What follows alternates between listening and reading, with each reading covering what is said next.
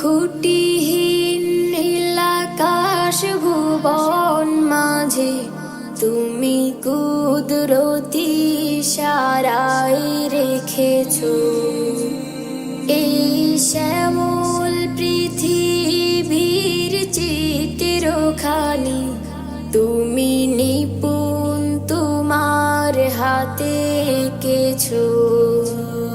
ওগো আল্লাহ শুকর তোমার আমার যে মুসলিম করেছো। ওগো আল্লাহ শুকর তোমার আমার যে মুসলিম করেছো।